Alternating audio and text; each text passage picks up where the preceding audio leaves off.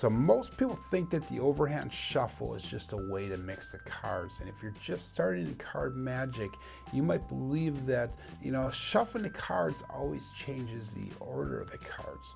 But card magicians know that you can shuffle the deck and keep the deck exactly how it was from start to finish. And this is how we protect stack tricks, controlled setups, and we can flow right into the next phase of the routine without losing control of those cards. And today we're going to teach you two different powerful false shuffle options that you can use while doing that overhand shuffle. And both of them look fair to your audience, and they keep the entire deck's order intact. Let's say that you have a special deck in order. I'm just going to show you what I did here. I have all the kings, aces, kings all the way down to aces here in order.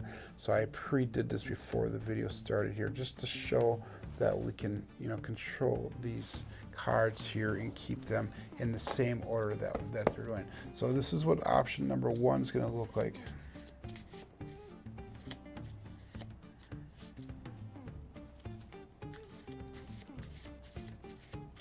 Okay, so we kept it all in the same order. Everything's still the same.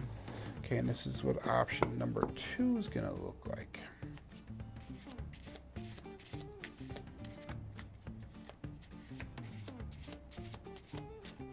Okay, and again, these cards are still in the same order as what they were when we started the video. Okay. So let's break this down now step by step of what we did. Remember, I just showed you two different options in real time. Okay, so for option number one, we're going to do is we're going to start with our normal overhand shuffle position again. So we're just going to pull off a stack of cards. It doesn't matter, half, just a few of them. It does not matter. We're just going to pull off a stack of cards. We're going to come in and we're going to run 4 cards. So you got 1, 2, 3, 4. Okay, and make sure that that running of the cards is going to add rhythm and realism to the deal. Without it, your shuffle might look stagnant in that. But then we're going to injog a card. Okay, and that's going to be our secret maker. And then we're going to throw the rest of the cards on top. Okay, so now when I square the deck up, what I'm doing is I'm taking a thumb break above that injog card. Okay, I'm going to let the rest of the cards fall off here to start off with. Now I'm going to run 5 cards. 1, 2, 3, 4, 5, and then throw the rest of the deck on top. And that'll bring everything back to the same order as what we did. So let's run through again one more time here. So I'm just going to pull off a grouping of cards. It does not matter where. We cut it at the 8s, halfway through the 8s this time. Let's do it again. Let's pull it at the beginning of the 7s. We can pull it at the 9s, so somewhere, quarter of the way, halfway through, or whatever, somewhere on there. Okay, we're going to come in, put these cards down. We're going to run 4 cards. So we did running the cards in the beginning of our series here, and I'll put a link up on top there showing you a link to that video. So we ran 4 cards. We're going to take an injog card. That's another video that we did, so I'll put that link up there as well. And we have an injog card, and then we're just going to throw the cards on top. We're going to overcut and get a thumb break, and that's another video I'll put a link up there for. So now we have that thumb break in there. Okay, so when I come in now, I can just peel off down to that thumb break, come in, run 5 cards, 2, 3, 4, 5, throw the rest of the cards on top, come in and square the deck. Okay, and again, what we have then is we have all those cards in the same order as what they were when we started, so nothing changed in that order. Okay, so that's option number 1. Option number 2 is going to be similar, but it's slightly different. So option number 2, again, we're going to pull off that top stock. This time, instead of running 4 cards, we're just going to run 5 cards. 1, 2, 3, 4, 5. Okay, I'm going to throw my index finger in front. We're going to throw an outjog on those cards, and I'm just going to come in right away and grab that bottom deck. So all we're doing is just switching the 2 decks around. Run 5 cards, 1, 2, 3, 4, 5, throw it on top, square the deck, and you're good to go. And again, we have the same order of cards on there as what it was when we started. Okay. And this ribbon spread that I'm doing right here, we'll show you how to do that a little bit later in a further video down the road here. So option number 2 again, pulling a stock of cards off. We're going to run 5 cards, 1, 2, 3, 4, and 5. Okay, take my finger, throw it in front of the deck here. So I'm just showing you from different angles there so you guys can see it. Outjog the deck as a packet, come in, switch it really quick. Run 5 cards. So these right here are the 5 cards that we ran off before. So if you look at it, they're out of order here, right? So we're going to put them back into order. 1, 2, 3, 4, and 5.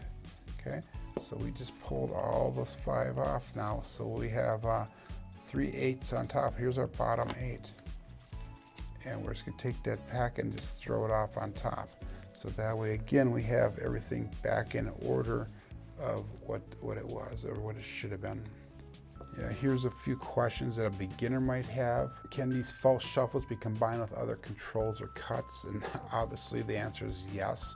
And they even get stronger when you mix, these controls, and that get even stronger when you give maybe like a false cut or overhand control or some kind of card call. What should you do if you accidentally lose your break or you miscount the run of the cards? Just keep on shuffling naturally and then finish the move. Don't stop mid-action, and then reset in between the tricks. Remember to practice so much that it becomes second nature. And then the third question you might have is, do I need an exact number of cards? Do you need to run the exact number of cards that I teach you here? And the answer is no. Just make sure that you do a variety of different counts. And make sure you practice this. So if you only run 3 or you run 6, it does not matter the number run. It's just always make sure you repeat it the second time through so that we can get the deck, restore the deck back to your original order. Here's a good way to practice these 2 options. Start slow. Make sure you learn those mechanics before adding speed. So the first option took a packet off. We run 4, 2, 3, 4. Injog, throw on top. This is nice and slow here, and it almost looks like we are doing the same, or it looks random even though we did it slow here, and we still restored the order of the deck here. Here's a little bit slower even.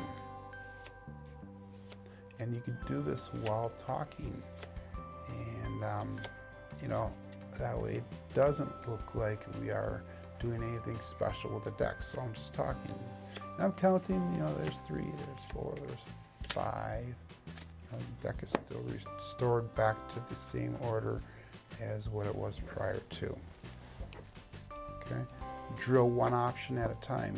Do option number 1 for 10 clean reps. This is tip number 2. So we're doing option number 1 for 10 clean reps, and then we can come through and then do option number 2 once you get those 10 down.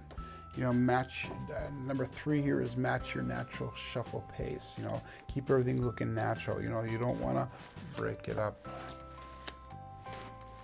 Make sure you keep everything natural. I'm putting it back to the same order, so make everything look natural.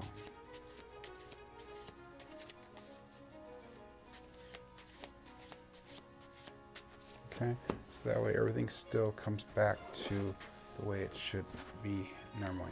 Another thing you can do is, make sure you film yourself. Make sure you get it from the audience's perspective. How would the audience be watching? So that we can help get rid of any masks or tells or slip-ups that you have. And then mix it with patter. In other words, keep talking while you're doing your routine. So that way, that talking is going to help divert the attention from the other people that are watching you. So this is 2 different overhand shuffles that you can use to help keep your deck in complete intact and in complete order. So that we don't mess those cards up. And once you master these, you can protect your full stacks partial setups, or you can just create the illusion of chaos while still staying in control. To learn other overhand shuffle controls, click on that link over there to the right. That'll bring you to the playlist for my overhand shuffle techniques. My name is Joe, and this is my card magic journey. Let's make it yours too. See you in the next video.